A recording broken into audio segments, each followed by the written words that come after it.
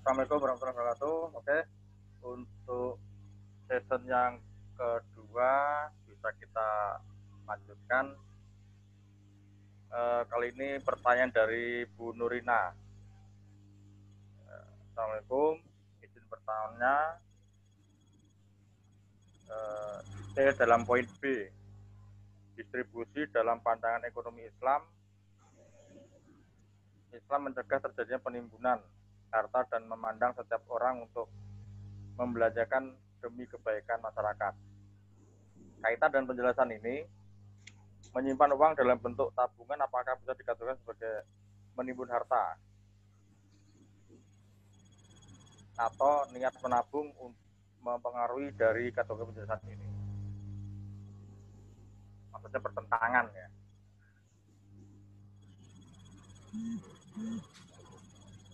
Ini dari Bu Nurina untuk Pak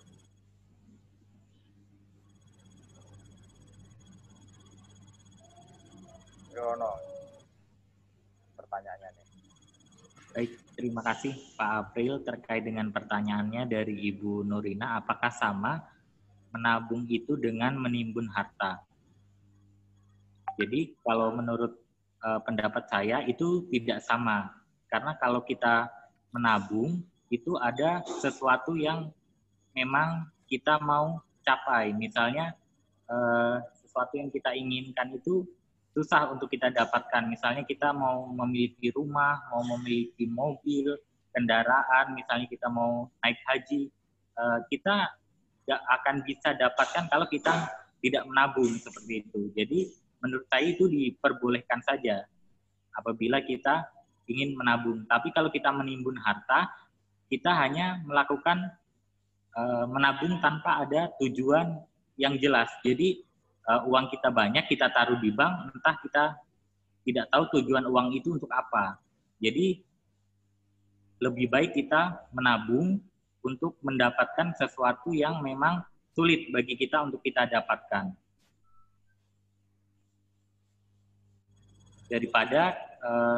Daripada kita harus berhutang dulu di bank. Kalau kita berhutang di bank, nanti kita jatuhnya riba lagi yang jelas-jelas itu memang dilarang oleh agama.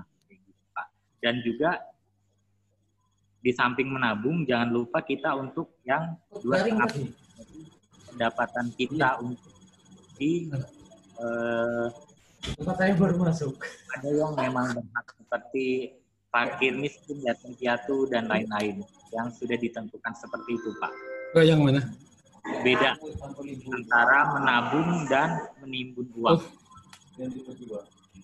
Mungkin Mas Faujan bisa menambahkan. Saya tambahkan sedikit dari pertanyaan. Dari S2. Dari pertanyaan Ibu Nurina, ini apakah bisa dikategorikan sama dengan penimbunan harta atau niat menabung mempengaruhi dari kategori penjelasan ini? Nah, di sini poin yang diambil, apakah niat menabung mempengaruhi dari kategori penjelasan ini? Iya, menurut saya sangat mempengaruhi. Innamal a'malu binniyat, sesuai itu bergantung niatnya. Nah, kalau niat menabung tadi seperti orang ngajar kok. Ya kalau ada masuk WA-nya. 13.30. Ya. Teruskan. Mohon izin Pak dosen. Sorry. Teruskan. Ada yang datang tadi. Oh, Mas Muhammad Fauzan. Sorry. Nah, tadi niat menabung mempengaruhi dari kategori penjelasan ini, iya, karena di sini bergantung dari niatnya. Seperti yang disampaikan Pak Triyono tadi, menabung niatnya untuk misalnya membeli rumah, membeli mobil, atau segala macam. Berbeda sekali dengan yang menimbun harta dengan tujuan yang tidak jelas. Nah, adapun di sini hadis yang saya temukan, Rasulullah Shallallahu Alaihi Wasallam bersabda, simpanlah sebagian dari harta kamu untuk kebaikan masa depan kamu, karena itu jauh lebih baik bagimu. Hadis riwayat Bukhari. Dan ada pula dalam riwayat lain, Rasulullah pernah membeli kurma dari Bani Nadir dan menyimpannya untuk perbekalan setahun buat keluarga. Jadi memang menabung ada tujuannya. Berbeda dengan menimbun harta, ditumpuk, nggak ada tujuannya secara jelas untuk apa. Ya, terima kasih. Demikian. Mungkin dari penjelasan kelompok 2 tadi, mungkin maksudnya menimbun ini tanpa mengeluarkan zakat, tanpa mengeluarkan zakat, mungkin gitu ya, yang maksud itu. Mungkin dari Pak dosen ada yang perlu ditambahkan Pak untuk pertanyaan Bu Nur? Oke, terima kasih. Ini menarik ya. Jika dikaitkan dengan dunia kontemporer, di Jepang itu, informasi yang saya tahu, jumlah totalnya orang menabung itu tidak boleh menyimpan uang 2 juta yen atau 2 juta dolar. Ada jangka tertentu itu harus dibelanjakan. Nah, ini menarik nih. Artinya bahwa meskipun itu punya kita sendiri, tetapi kalau itu bisa mempengaruhi proses perekonomian negara tidak lancar misalnya gara-gara kita semuanya menabung, maka itu pun tidak menurut saya karena ada mudaratnya di situ ya. Ada mudaratnya, maka ini tidak boleh. Artinya kemaslahatan yang ditimbulkan jika barang atau duit yang kita tabung itu bisa berpengaruh kebaikan kepada umat, maka itu harus dibelanjakan.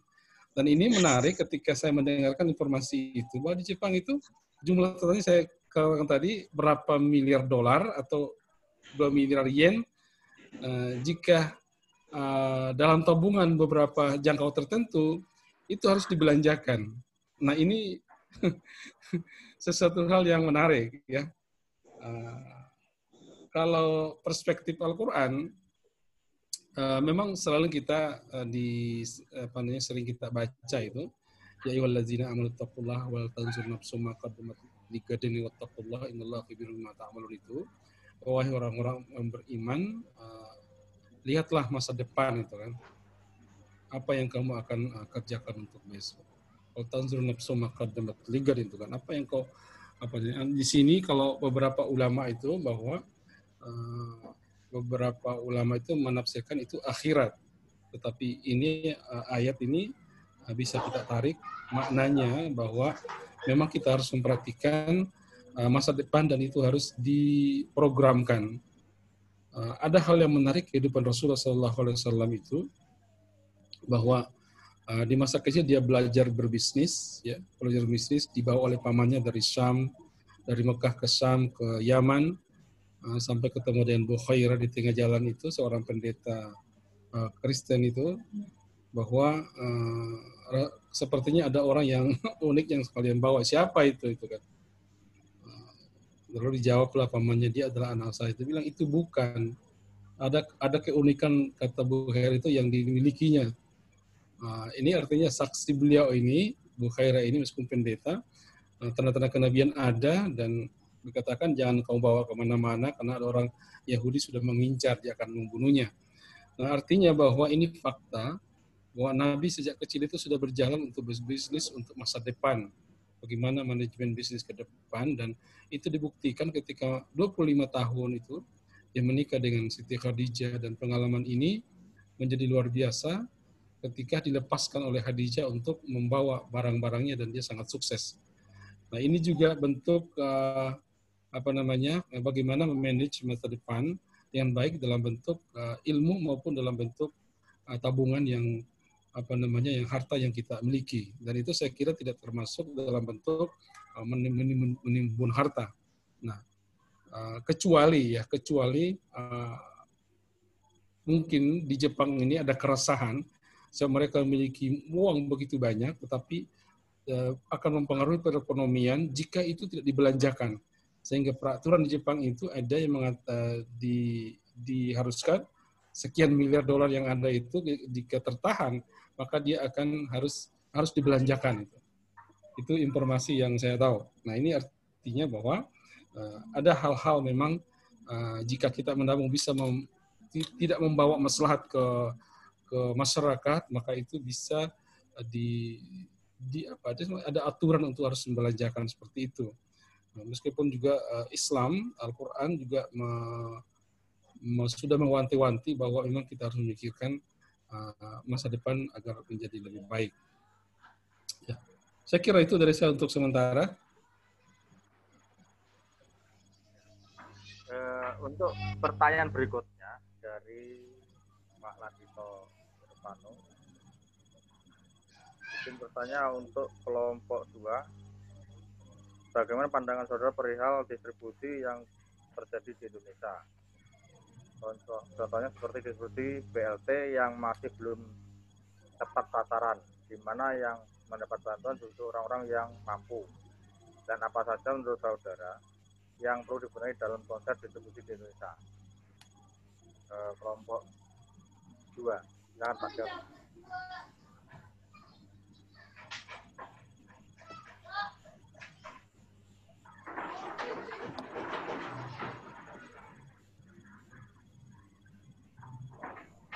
Mas Fauzan yang membantu untuk kelompok 2. Pertanyaan dari Pak Ladito. Distribusi masih. Ini tentang BLT yang kata sasaran.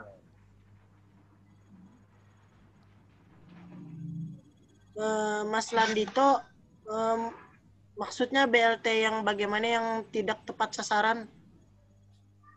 Bantuan langsung tunai. UMKM kah? UMKM dan lain-lain sebagainya, kan ada bantuan yang di bawah UMR atau semacamnya. Yang dapat malah orang yang mampu, yang tidak mampu justru tidak dapat. Gitu. Untuk apa namanya lah?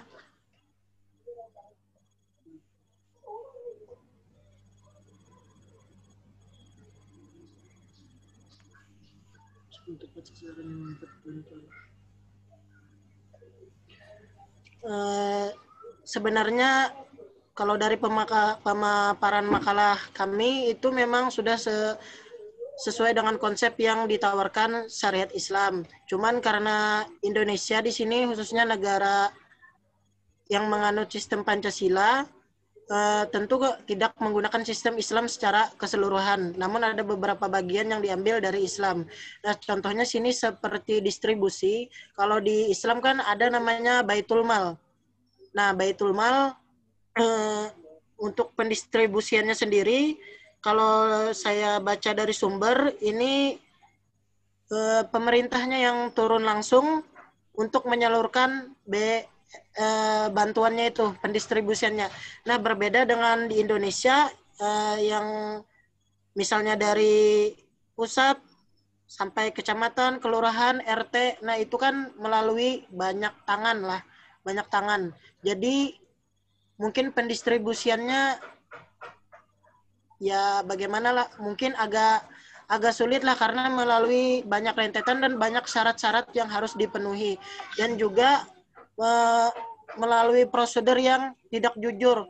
Contohnya saja seperti yang ditemukan di lingkungan wilayah sekitar saya mengenai BLT, itu RT berani mengeluarkan jika dikasih jatah. Nah, itu kan memang apa namanya, terjadi kecurangan di situ. Bukan memang benar-benar yang berhak mendapat BLT, tapi orang-orang yang ingin mendapat BLT lalu RT-nya minta jatah dan jadinya tidak tepat sasaran.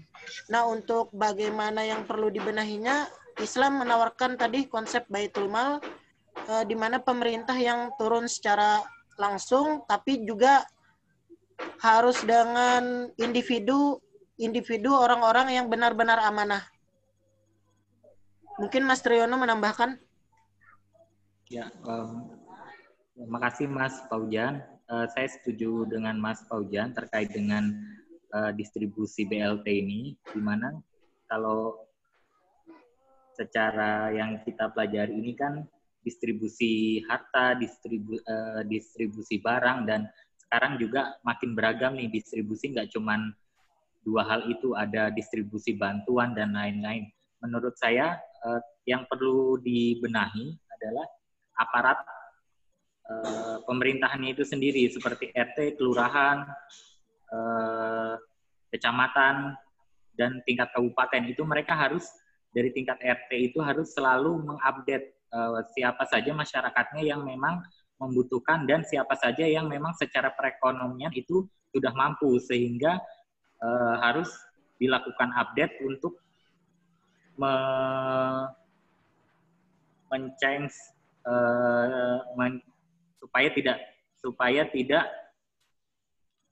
supaya tidak terjadi kegaduhan karena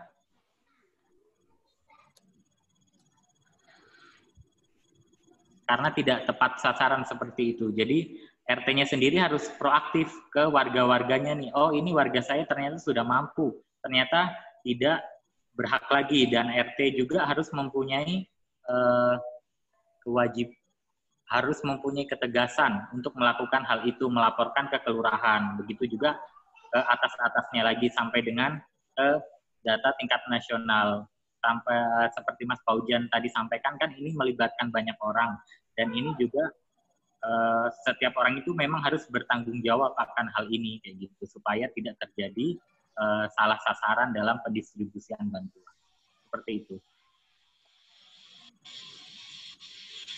Mungkin saya bisa menambahkan dalam hal ini tentang kembali ke sistem pemerintahan itu sendiri. Dalam itu pendataan yang dilakukan oleh pemerintah dalam ini dinas sosial.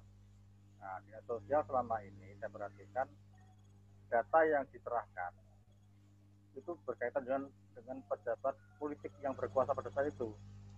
Jadi misalnya pejabat A telah mengumumkan bahwa tahun ini warga miskin misalnya di suatu kota Palangkaraya misalnya itu terjadi penurunan. Nah, andai kata dinas sosial itu menyerahkan data fix tentang masyarakat yang sebenarnya, itu akan bertentangan dengan pihak penguasa tadi. Otomatis pasti berpengaruh dengan pada saat beliau nanti mencalonkan tahap keduanya. Nah, itu biasanya terjadi seperti itu. Jadi kembali ke kepentingan juga. Kalau menurut pengalaman saya pribadi melihatnya begitu. Kepentingan pada saat mau pencalonan yang ke tahap kedua, atau dari tingkat dasar RT sudah melaporkan seperti muncul warga sudah meninggal tapi BLT-nya atau pas ini muncul lagi nama beliau yang sudah meninggal, atau 5 tahun yang lalu data 2014 muncul lagi di 2019 dan 2020, padahal si A tadi sudah taraf hidupnya sudah meningkat. Dalam artian mungkin pada saat itu beliau baru mulai hidup berumah tangga, setelah 5 tahun ekonomi meningkat, ada pekerjaan yang menunjang untuk perekonomian sehingga seharusnya tidak dapat bantuan, timbul tetap dapat bantuan. Itu yang kita dapati di lapangan. Yang ketiga tentang ini istilahnya sama dengan tanggal Mas Fauzan tadi. Kalau itu keluarga saya, kalau bisa tetap dapat walaupun dia taraf hidupnya meningkat, sudah tidak dapat BLT lah itu. Mungkin itu tambahan dari saya Pak, pengalaman di pekerjaan. Mungkin Pak Saprianur silahkan menambahkan. Kalau menurut yang saya lihat itu, harusnya pemerintah itu membuat standarisasi kriteria orang miskin itu gimana. Karena saya melihat gini, di tempat kita di Kasongan ini, orang mampu beli pulsa dan HP-nya sudah Android, itu masih dikatakan itu orang miskin gitu. Dia mampu beli, tapi untuk beli beras tidak mampu. Karena dia membutuhkan pulsanya daripada kebutuhan pokoknya begitu, Pak. Jadi saya kira itu pemerintah itu harus membuat kriteria pemasukan orang yang miskin itu sampai sekian berapa per kapitanya gitu. Jadi saya lihat waktu saya miris juga waktu di kelurahan itu diserbu Pak, gara-gara tidak masuk daftar orang yang penerima BLT. Tetapi orang yang parkir itu motor, Pak. Berarti orang itu kan mampu aja sebenarnya dari fisik gitu. Kalau kita lihat orangnya bawa motor, bawa HP. Nah, itu yang kriteria itu yang menjadi Jadi banyak BLT sekarang itu salah sasaran distribusinya begitu. Karena kriteria miskin itu tidak dibuat begitu. Mungkin gitu aja, Pak. Ya, memang kurang lebih seperti itu, Pak. Yang kita lihat kriteria orang miskin itu sudah agak melenceng dari kehidupan sosialnya. Dari kehidupan sosialnya dia lebih mementingkan kayak ya kami yang perokok mungkin lebih penting rokok daripada beli nasi. Sama dengan yang sekarang ini Pak terjadi. Beliau mampu beli HP, mampu beli pulsa, pakai data, tapi secara ekonomi beliau ini ya mungkin untuk makan besok pun bingung. Saya lebih penting beli pakai data. Nah, ini yang terjadi Pak, karena perubahan sosial mungkin. Nah, mungkin dari Pak dosen ada ini yang pencerahan bagi kami semua. Karena ini pemikiran yang di lapangan dan teori beda, Pak. Ya, menarik ya. Saya ingin berkaca ketika kuliah di Mesir itu. Sebenarnya kami juga itu termasuk orang penerima BLT waktu itu. Istilah Indonesia mungkin BLT, itu ada bantuan. Tapi yang menarik adalah distribusi itu luar biasa memang. Luar biasa dan itu mengenai sasaran. Saya tidak lihat apakah pemerintah langsung turun tangan di situ atau tidak, tetapi ada namanya lembaga Jam'iyah Syariah di Mesir itu, dia punya data setiap kabupaten, kota itu orang-orang miskin, janda, dan seterusnya. Dan itu sangat lengkap. Sehingga ketika pendistribusian itu tidak ada yang tidak mendapatkan itu. Bahkan kami orang asing pun mendapatkan itu. Satu hal yang perlu saya lihat adalah kepercayaan. Kepercayaan luar biasa terhadap organisasi ini, karena saya lihat sendiri ketika dia membagi uang itu, atau orang memberi uang itu, kalau kita biasanya kan pakai tanda terima ya. Ada kwitansi segala itu. Untuk menyerahkan uang itu agar dibagi kepada yang berhak. Dengan mata kepala saya sendiri, setumpuk uang itu banyak sekali. Orang asing itu dimasukkan dalam masjid, lalu keluar satu-satu, lalu dibagikan. Orang ini datang membawa uang setumpuk itu tidak ada kwitansi. Yang kedua, orang yang membayar zakat itu, mereka menelpon ke Jam'iyah Syariah, tolong kamu datang, zakat saya di sini sekian, tolong diambil. Nah, ini tingkat kepercayaan masyarakat terhadap sebuah organisasi itu namanya Jam'iyah Syariah luar biasa. Dan ini menarik kalau kita di setiap kabupaten kota membuat sebuah jam'iyah atau semacam yayasan yang memang betul-betul telah mendata orang-orang yang ada di sekitarnya itu yang berhak. Dan ini menjadi impian saya juga sebenarnya, kapan bisa terjadi di kota saya ini yang cantik ini. Saya bercita-cita itu pengen ada nggak yang seperti itu. Dan itu kepercayaannya luar biasa. Dan ini bisa menjadi mitra pemerintah di dalam pendistribusian bantuan-bantuan yang ada. Karena mereka lebih tahu, lebih dekat dengan masyarakat. Dan tidak hanya uang, tetapi harta, zakat, hasil penghasilan berupa beras, dan lain sebagainya dari perusahaan-perusahaan itu, dia dipercayakan ke mereka. Dan itu sampai, saya yakin itu, waktu itu memang luar biasa, karena cabangnya itu ada di mana-mana, dari setiap kabupaten itu ada. Saya berharap di Palangkaraya ini ada yang seperti itu, yang mendapat kepercayaan dari masyarakat, sehingga ketika ada hartanya bukan lagi dia mencari, mengambil, tapi orang itu datang atau orang itu menelpon untuk diambilkan zakatnya. Nah, persoalannya adalah di kita adalah manajemen pendistribusian bantuan ini, nah, sebagaimana dikeluhkan tadi, bahwa itu tidak tepat sasaran. Nah, kalau manajemen jamiah syariah kita gunakan, itu sangat luar biasa. Bisa nanti kalau ada uangnya kita studi banding ke Mesir lah. Nanti saya jadi juru apa namanya? Jadi juru jalannya lah, guide-nya lah kalau perlu. Ya sekali-sekali lah pasca sarjana ke luar negeri gitu. Masa ya Ian Sorong di sana pascanya itu bisa ke Mesir jalan-jalan sebulan? Ayo, di Palangkaraya nggak bisa. Orang Sorong sana, teman saya juga kebetulan jadi direktur di sana. Dia ke Mesir itu jalan-jalan pasca sarjana. Ada sih alasannya itu memperkaya apa namanya referensi itu kan. Tapi itu kan bagian daripada sunnah Rasul. Kata Rasulullah itu begini, jangan kamu pergi berjalan ke luar negeri, jangan kamu banyak-banyak pergi berjalan ke luar negeri, kecuali kamu ziarahi dua tempat ini, makamku ini dan Masjidil Haram, kata Nabi. Oh, Al-Quran juga memerintahkan itu. Siru fil ardi, panzur kaifa kana akibatul a. Berjalanlah kamu di bumi ini. Bahkan di ruang angkasa pun, kita pun disuruh oleh Al-Quran.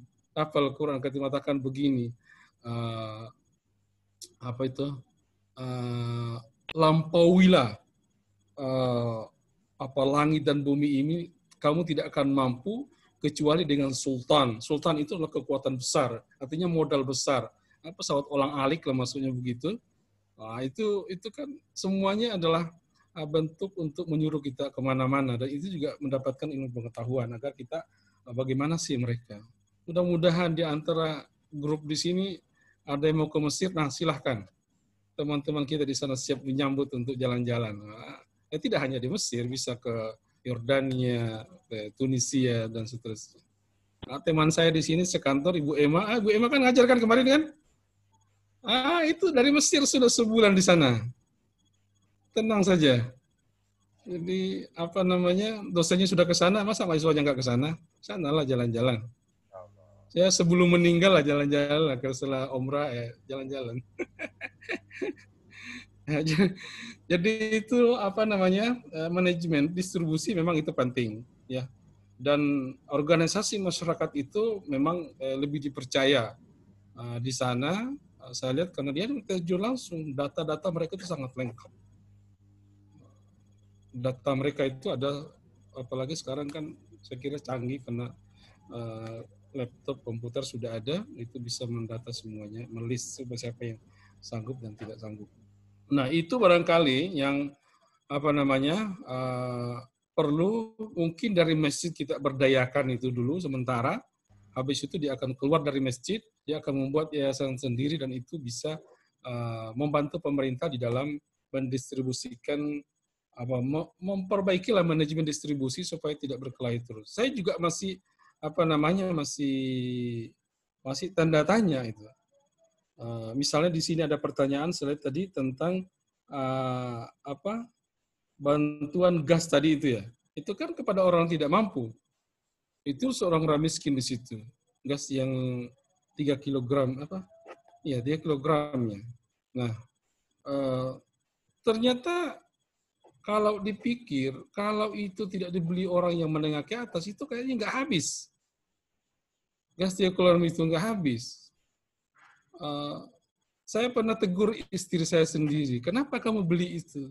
Padahal kita kan mampu beli yang berapa gram itu, yang lebih besar itu. Tapi karena tidak didengarkan ya, saya juga nggak mampu lagi menegur terus. Yang jelas saya sudah peringatkan, kemudian nggak tulisan di situ. Itu untuk orang miskin, gitu kan? Tulisannya ada itu. Malah pernah ditukar yang besar itu, dijadikan yang kecil semua. Itu saya tegur, jangan, kembalikan lagi itu nggak boleh itu. Itu serakah kamu, saya bilang.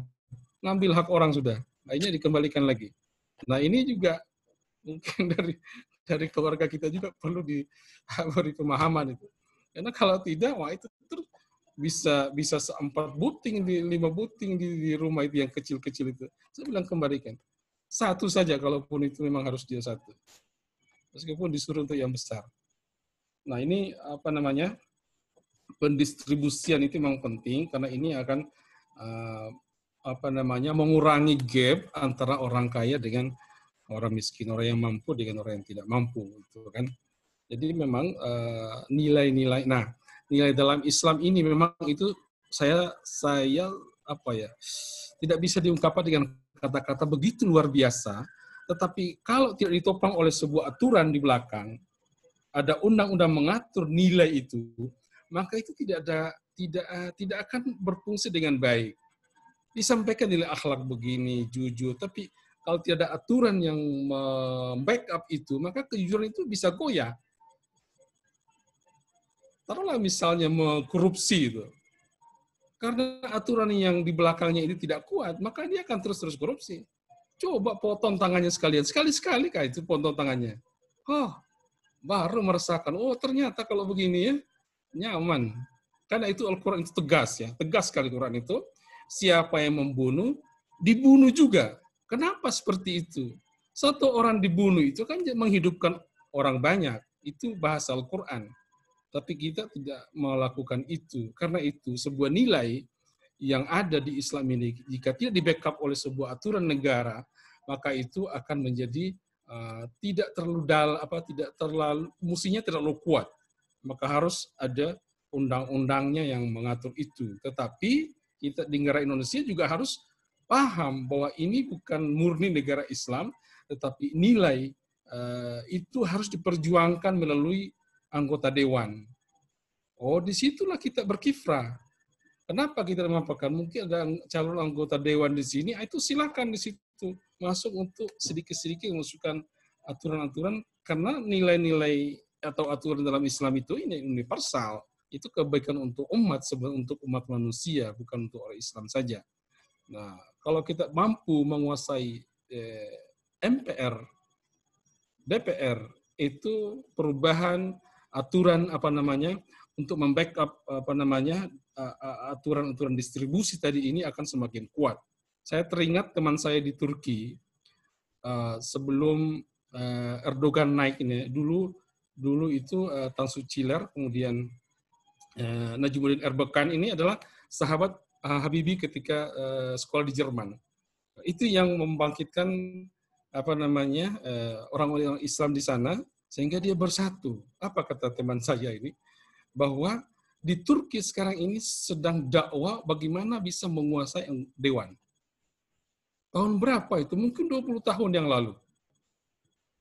Menguasai dewan itu, anggota yang dikuasai. Nah, apa kata dia? Satu yang kami tidak sanggup sekarang ini adalah militer, katanya. Kami tidak sanggup masuk ke dalamnya karena memang agak ketat itu. Nah, saya baru teringat beberapa tahun terakhir, jangan-jangan inilah hasilnya kawan saya dulu bilang bahwa dia telah berusaha memasukkan anggota dewan itu orang-orang yang punya keislaman yang baik, yang dulunya jilbab tidak boleh, berjilbab di sekolah tidak boleh, ini tidak boleh. Sekarang kata dia, tidak ada lagi ketika Islam menguasai parlemen, maka itu bisa dirubah semuanya. Dan inilah yang ditakutkan orang-orang Barat ketika Islam itu bersatu menguasai dewan, maka akan perubahan nilai keislaman pun akan masuk. Dan itu kita buktikan di negara Turki. Dan mungkin insya Allah kalau kita komitmen itu, negara Indonesia juga akan lebih baik daripada Turki nantinya. Kalau kita komitmen itu. Sehingga yang kecil-kecil itu pendistribusian BLT segala macam itu sudah jalan sendiri. Saya kira itu cukup. Terima kasih. Assalamualaikum warahmatullahi wabarakatuh. Baik Pak, kita lanjut untuk pertanyaan ke berikutnya dari Pak Sabrianur. Tadi sudah disinggung oleh Pak dosen tentang contoh pendistribusian gas LPG yang sering kosong dan harganya naik, tidak sesuai dengan head. Nah, mungkin dari kelompok 2 sudah menyiapkan jawabannya, dipersilakan.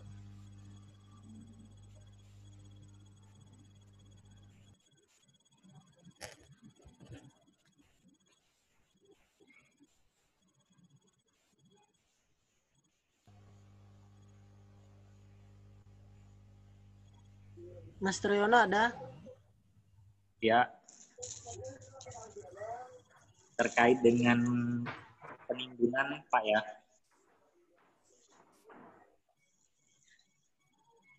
Baik, terkait dengan pendapat saya terkait dengan menimbun produk sehingga langka di pasaran, tentunya sebagai seorang muslim dan juga sebagai seorang pedagang, tentunya kita harus adil dan jujur, karena setiap perbuatan kita sekecil apapun itu akan diminta pertanggungjawaban nantinya. Jadi sebagai pedagang, kita tidak boleh merugikan orang lain, konsumen atau masyarakat yang memang membutuhkan suatu barang tersebut.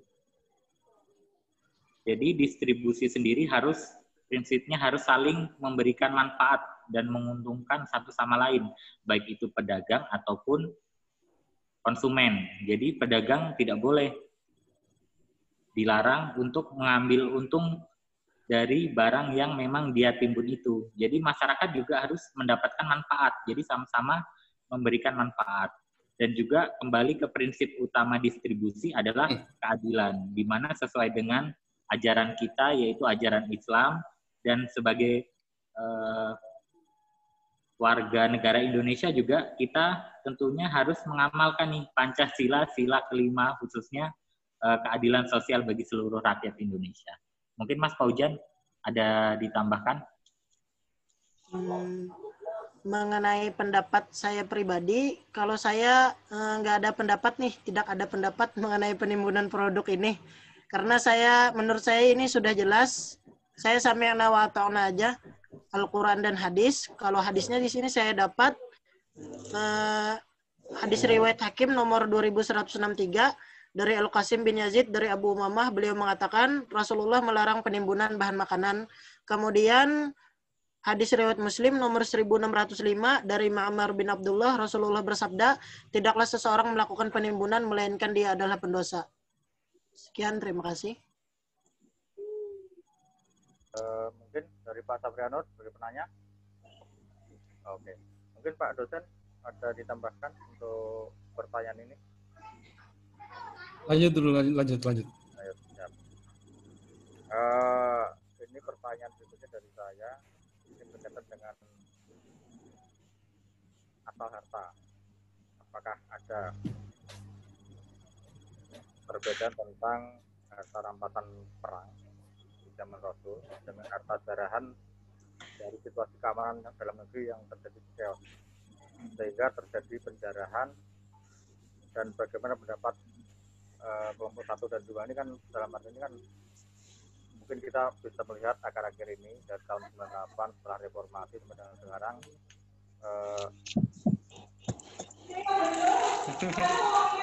kerusuhan dari ini dan ada penjarahan, ada pengrusuhan dan sebagainya. Nah, ini bagi yang penjara ini gimana nih? Maksudnya begitu. Apakah bisa disamakan dengan harta rampasan perang? 10.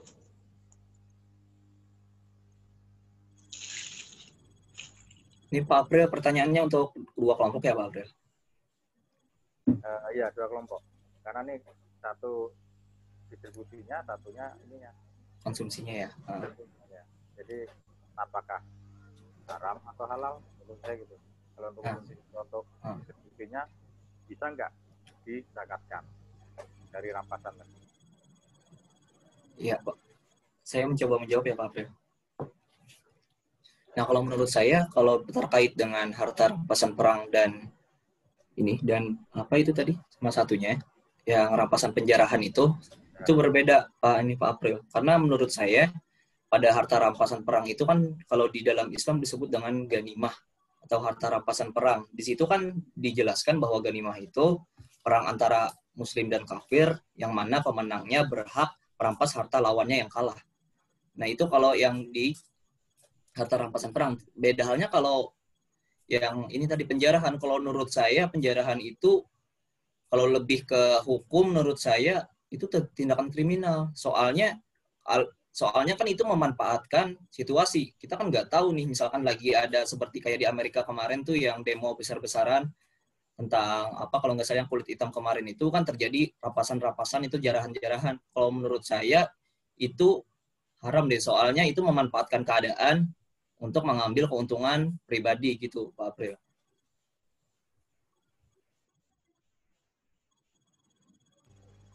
Ya, bisa diterima kalau yang ini. Terima kasih. Menambahkan Pak April yang untuk dari kelompok 2, Ya, silakan. menambahkan sedikit aja ini, kalau yang dijelaskan oleh Mas Ari sudah sesuai dengan pendapat saya. Hartanya berbeda, harta rampasan perang sama harta jarahan. Kalau harta jarahan tadi kan kata Mas Ari emang tindak kriminal. Nah, berbeda dengan harta rampasan perang zaman Rasulullah. Seperti yang disampaikan oleh Mas Ari tadi, itu ghanimah. Ghanimah harta rampasan perang yang diambil karena pihak musuh kalah dalam peperangan. Namun ada lagi di sini harta jenis rampasan perangnya, yaitu seperti dalam surah Al-Hasyr ayat 7 di materi kami tadi, itu jenisnya fa'i, yaitu harta rampasan perang yang diambil secara damai, jadi tanpa peperangan. Nah, itu juga termasuk harta rampasan perang pada zaman Rasulullah. Jadi ketika mau diserang, namun pihak musuh sudah mengatakan damai, nah jadi mereka merampas hartanya, bukan dari, jadi berbeda sama penjarahan untuk situasi keamanan. Demikian, terima kasih. Oke, terima kasih. Mungkin dari Pak Dosen ada tanggapan untuk pertanyaan ini.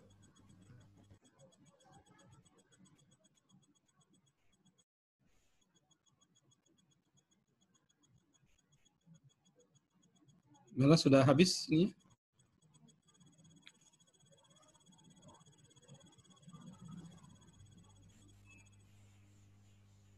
Dari list yang ada, Pak, sudah habis, Pak, untuk list pertanyaan. Tidak ada lagi. Mungkin Oke, saya kira mungkin jelaskan. ya silakan dulu. Pak, gini Pak, kita dalam mengkonsumsi di dalam Islam itu dari mana sumbernya dan dari mana sumber itu harus halal gitu kan. Begini, kalau kita tahu, gini Pak, kita kan diundang selamatan tepatnya. Kita tahu yang mengadakan itu adalah bandarnya judi, Pak. Bandar judi. Sedangkan di dalam Islam itu adalah judi itu kan dilarang gitu. Nah, gimana sikap kita sebagai seorang Muslim gitu? Ketika kita diundang oleh orang yang memang kita tahu bahwa dia itu adalah bandar judi dan itu adalah pekerjaannya sehari-hari, Pak. Jadi saya itu jadi berpikir gimana kita menolak, dan gimana kita kalau kita datang pun kita sudah tahu bahwa itu adalah hasil dari hal yang tidak baik begitu. Mungkin itu. Terima kasih. Yang lain saya minta pendapatnya dulu sebelum saya kira banyak yang bisa dimasukkan nih. Yuk.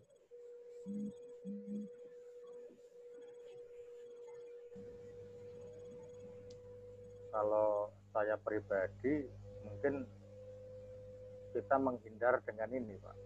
Keluar rumah sebelum acara. Atau beralasan pas bertepatan dengan ada acara lain, waktu dia mengundang. Tapi kalau itu secara pribadi. Kalau secara sosial kemasyarakatan, nggak elok, Pak. Apalagi tetangga sebelah rumah. Tetap aja datang. Walaupun untuk masalah mencicipi makanannya atau apa kan, mungkin bisa kita lihat pada saat kita datang di acara saudara kita yang Nasrani, nah, kita saking menjaga untuk tidak makan di acara tersebut, kita beralasan bahwa kita pesan makan atau apa. Itu yang pendapat saya, Pak.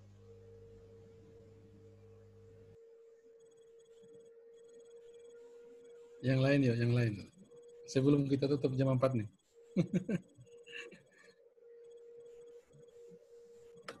Saya juga setuju Pak dengan pendapat Pak April bahwasanya jika kita misalkan ada diundang tuh misalkan saruan atau apa gitu sama tetangganya tuh kerjaannya yang ibaratnya dari yang non halal. Kalau saya pribadi apalagi tetangga sebelah hadir-hadir aja. Cuman kalau dikasih konsumsi bilang aja udah makan gitu. Jadi ibaratnya hadir-hadir, sosialnya kita hadir, tapi kalau konsumsinya kalau bisa kita lewatkan ya lewatkan aja. Gitu Pak.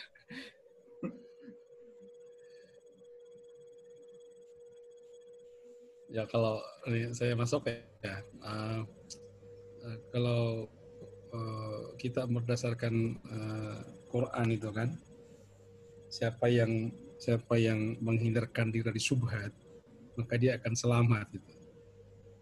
Artinya kalau saja kita terus datang ketika dia mengundang, padahal kita tahu dia adalah seorang penjudi besar misalnya. Penghargaan mungkin kita datang sementara terus kita keluar karena ada acara lain misalnya sebagai dia alasan. Karena kalau kita ikut makan hasil judinya, maka kita seakan-akan mendukung terus dia untuk melakukan hal itu. Oh ini senang aja berarti kalau saya judi terus mereka datang. Coba kita tidak datang sekalian karena kita tahu maka dia akan introspeksi diri. Nah itu salah satu jalan itu. Tetapi tetap kita menghargai dia. Suatu waktu dia akan dia akan kembali ke jalan yang benar. Kita harapkan itu. Karena Nabi pun itu dalam bermuamalah dengan orang-orang siapapun itu tidak ada kita dengarkan Nabi bermuamal dengan orang-orang yang berjudi, orang perampok, tapi dia bermuamalah dengan orang Nasrani, Kipti di Mesir itu, dan orang Kipti ini menghadiahi sebuah madu dari Mesir, dan Rasulullah meminum semuanya. Dan itu halal. Tapi kalau ini jelas sumbernya, lalu kita ikut nimbrung sama dengan mendukung kelakuan dia tiap hari. Nah, tetapi kita jangan putus asa untuk mendoakan dia, karena bisa saja dari sulbi dia itu, dari turunan dia itu ada ditetapkan Allah sebagai orang yang mungkin nantinya dia akan menjadi seorang ulama besar, atau dia paling tidak melakukan hal yang sama. Dan fakta di masyarakat kita lihat bahwa berapa banyak orang yang orang tuanya begitu tidak taat keagamaan, tapi ada salah satu di antara anaknya yang luar biasa, yang taat kepada Allah Subhanahu wa Ta'ala. Dan ini pelajaran ketika Taif itu didatangi oleh Nabi berdakwah di sana. Nah, datang Jibril untuk melenyapkan mereka itu, menawarkan gunung untuk ditimpahkan mereka. Tapi apa kata Rasulullah? Jangan. Fa'innahum qaumi la ya'lamun, karena kaumku ini tidak mengerti apa risalahku, maka jangan kau timpahkan gunung itu. Andai kan kalau saya itu dibegitui, mungkin belum habis ngomongan Jibril itu udah timpahkan segera, lekas ya. Kalau saya, tapi Nabi tidak begitu. Dia berdoa supaya sulbinya itu ada di dalam dalam diri mereka itu, mereka akan masuk Islam. Dan faktanya sekarang orang-orang Taif semuanya masuk Islam. Nah, itu kan didoakan Rasulullah SAW. Coba dibunga hanguskan itu. Nggak ada lagi yang beriman di sana, karena sudah mati semuanya. Tapi ada doa. Nah, jadi tetap kita menghormati mereka, meskipun itu dia orang-orang yang begitu jahat, menurut kita akan menjudi. Nah, mungkin ya. Ada adat atau strategi kita agar tidak terlalu masuk dalam ranah lingkungan mereka. Saya kira itu dari saya. Mudah-mudahan strategi pembagian pendistribusian harta dalam Islam ini betul-betul menjadi pelajaran buat kita, dan kita bisa mencontoh sebagaimana yang saya ceritakan tadi di Mesir ini, sebuah distribusi yang luar biasa karena diawali dengan kepercayaan. dari mereka ya. Saya kira itu cukup dari saya. Assalamualaikum warahmatullahi wabarakatuh. Waalaikumsalam. Waalaikumsalam warahmatullahi wabarakatuh. Waalaikumsalam warahmatullahi wabarakatuh. Terima kasih Pak dosen untuk ilmu yang disampaikan teman-teman pemateri pada kegiatan perkuliahan hari ini. Diskusi dan penyampaiannya sudah cukup ini. Mudah-mudahan ilmu yang kita dapatkan membuat kita lebih baik dan ini. Amin. Kita terapkan ke masyarakat ke depan. Terima kasih. Alhamdulillah kita ucapkan dan saya tutup. Assalamualaikum warahmatullahi wabarakatuh. Waalaikumsalam warahmatullahi wabarakatuh. Terakhir, maaf saya informasikan bahwa saya akan mengirim soal untuk middle test dan nantinya akan dijawab, tapi itu seperti kebiasaan saya selama ini harus tulis tangan ya, harus tulis tangan dan soalnya tentu tidak lepas dari materi-materi yang kita sampaikan kemarin. Nanti saya akan share ke kota kelas, nanti di-share ke kawan-kawan. Ya, terima kasih. Pak, untuk pertemuan kita kan tinggal 2 kali. Iya. Nah, yang pertemuan depan ini tinggal 1 kelompok, Pak. Orang yang presentasi udah habis. Oh gitu. Ya, semua ya tinggal yang minggu depan aja 1 kelompok. Sedangkan masih itu kan jatahnya bisa 2 kelompok sebenarnya. Lalu gimana tuh, Pak? Masih ada pertemuan 7, setengahnya dan pertemuan 8.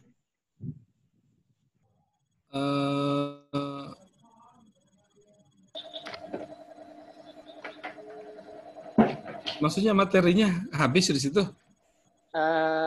Orangnya Pak sudah presentasi semua. Kalau judulnya yang dari Bapak masih ada 2 yang tentang kesejahteraan dan keadilan, sama filantropi itu belum ada kelompoknya.